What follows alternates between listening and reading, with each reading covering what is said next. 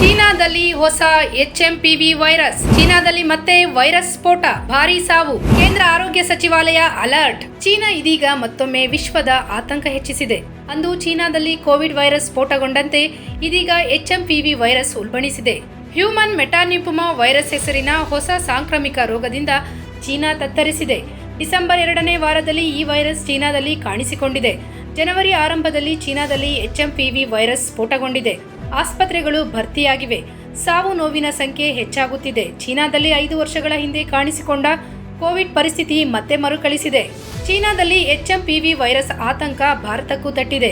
ಹೀಗಾಗಿ ಕೇಂದ್ರ ಆರೋಗ್ಯ ಸಚಿವಾಲಯ ಹಾಗೂ ರಾಷ್ಟ್ರೀಯ ರೋಗ ನಿಯಂತ್ರಕ ಕೇಂದ್ರ NCDC ಚೀನಾದ HMPV ವೈರಸ್ ಮೇಲೆ ತೀವ್ರ ನಿಗಾ ವಹಿಸಿದೆ.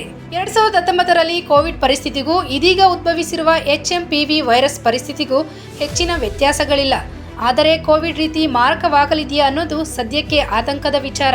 ಡಿಸೆಂಬರ್ 2ನೇ ವಾರದಲ್ಲಿ ಕಾಣಿಸಿಕೊಂಡರೂ ಇದುವರೆಗೆ ಚೀನಾ ಅಧಿಕೃತವಾಗಿ ವೈರಸ್ ಕುರಿತು ಪ್ರಕಟಣೆ ನೀಡಿಲ್ಲ. ಎಲ್ಲವನ್ನೂ ಗೋಪ್ಯವಾಗಿಡುವ ಪ್ರಯತ್ನ ಮಾಡಿದೆ. ಚೀನಾದಲ್ಲಿ HMPV ವೈರಸ್ ಹರಡುತ್ತಿದ್ದಂತೆ ಭಾರತ ಅಲರ್ಟ್ ಆಗಿದೆ. ಅಂತಾರಾಷ್ಟ್ರೀಯ ಏಜೆನ್ಸಿ ಚೀನಾ ಆರೋಗ್ಯ ಸಚಿವಾಲಯ ವಿಶ್ವ ಆರೋಗ್ಯ ಸಂಸ್ಥೆ ಜೊತೆ ನಿರಂತರ ಸಂಪರ್ಕದಲ್ಲಿದೆ. ವೈರಸ್ ಕುರಿತ ಮಾಹಿತಿಯನ್ನು ಕಲೆ ಹಾಕುತ್ತಿದ್ದಾರೆ. ಈಗಾಗಲೇ ತಜ್ಞ ವೈದ್ಯರ ತಂಡ ಈ ಕುರಿತು ತೀವ್ರ ನಿಗಾ ವಹಿಸಿದೆ. ಭಾರತವನ್ನು HMPV ವೈರಸ್ನಿಂದ ಮುಕ್ತವಾಗಿಡಲು ಎಲ್ಲ ಪ್ರಯತ್ನಗಳು ಆರಂಭಗೊಂಡಿದೆ. ಶೀಘ್ರದಲ್ಲೇ ಭಾರತ ಕೆಲ ಮಾರ್ಗಸೂಚಿ ಹೊರಡಿಸುವ ಸಾಧ್ಯತೆ ಇದೆ ಎಂದು ಹೇಳಲಾಗ್ತಾ ಇದೆ. ಭಾರತದಲ್ಲಿ ತೀವ್ರ ನಿಗಾ ವಹಿಸಲು ಚರ್ಚೆಗಳು ನಡೆಯುತ್ತಿದೆ. ಮುನ್ನೆಚ್ಚರಿಕಾ ಕ್ರಮವಾಗಿ ಭಾರತಕ್ಕೆ ಆಗಮಿಸುವ ಪ್ರಯಾಣಿಕರ ತಪಾಸಣೆ ಸೇರಿದಂತೆ ಹಲವು ಕ್ರಮಗಳು ಜಾರಿಯಾಗುವ ಸಾಧ್ಯತೆ ಇದೆ. ಸದ್ಯ ಚೀನಾದಲ್ಲಿ ಕಾಣಿಸಿಕೊಂಡ HMPV ವೈರಸ್ ಮತ್ತಷ್ಟು ಆತಂಕದ ವಾತಾವರಣ ಸೃಷ್ಟಿಸಿದರೆ ಭಾರತದಲ್ಲಿ ಕೋವಿಡ್ ರೀತಿಯ ಆರಂಭಿಕ ಮಾರ್ಗಸೂಚಿಗಳು ಜಾರಿಯಾಗಲಿದೆ. ಸದ್ಯ ಚೀನಾದಲ್ಲಿ ಕೆಲ ಪ್ರಾಂತ್ಯಗಳಲ್ಲಿ ಈ ವೈರಸ್ ಸ್ಫೋಟಗೊಂಡಿದೆ. ಕೋವಿಡ್ ರೀತಿಯಲ್ಲೇ ಈ ವೈರಸ್ ಅಷ್ಟೇ ವೇಗದಲ್ಲಿ ಹರಡುತ್ತಿದೆಯಾ ಅನ್ನೋ ಕುರಿತು ಅಧ್ಯಯನಗಳು ನಡೆಯುತ್ತಿದೆ. HMPV ವೈರಸ್ ಗುಣಲಕ್ಷಣ. ಆರಂಭದಲ್ಲಿ ಶೀತ, ಜ್ವರ, ಗಂಟಲು ನೋವು, ಕೆಮ್ಮು, ಮೂಗು ಸೋರುವಿಕೆ, ಉಸಿರಾಟದ ಸಮಸ್ಯೆ ಸೇರಿದಂತೆ ಕೆಲ ಗುಣಲಕ್ಷಣಗಳು ಕಾಣಿಸಿಕೊಳ್ಳಲಿದೆ. ಪ್ರಮುಖವಾಗಿ ಮಕ್ಕಳು ಹಾಗೂ ರೋಗ ನಿರೋಧಕ ಶಕ್ತಿ ಕಡಿಮೆ ಇರುವವರಿಗೆ ಈ HMPV ವೈರಸ್ ಗಂಭೀರ ಪರಿಣಾಮ ಸೃಷ್ಟಿಸಲಿದೆ. ಹೀಗಾಗಿ ಎಚ್ಚರ ವಹಿಸಬೇಕಿದೆ. ಕೋವಿಡ್ ರೀತಿಯಲ್ಲಿ ಶುಚಿತ್ವಕ್ಕೆ ಹೆಚ್ಚಿನ ಆದ್ಯತೆ ನೀಡಬೇಕಿದೆ.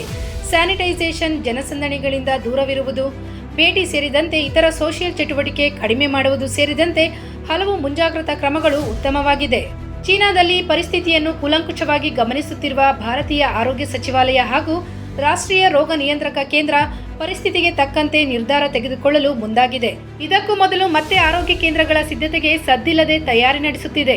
ಈ ಮೂಲಕ ಭಾರತ ಈ ರೀತಿಯ ವೈರಸ್ ಎದುರಿಸಲು ಸರ್ವ ರೀತಿಯಲ್ಲೂ ಸನ್ನದ್ಧವಾಗಿರುವಂತೆ ನೋಡಿಕೊಳ್ಳುತ್ತಿದೆ. ಮುಂದಿನ ದಿನಗಳಲ್ಲಿ ಯಾವ ರೀತಿಯ ಸ್ವರೂಪ ಪಡೆದುಕೊಳ್ಳುತ್ತದೆ ಎಂದು ಎಚ್ಚರ ವಹಿಸಬೇಕು.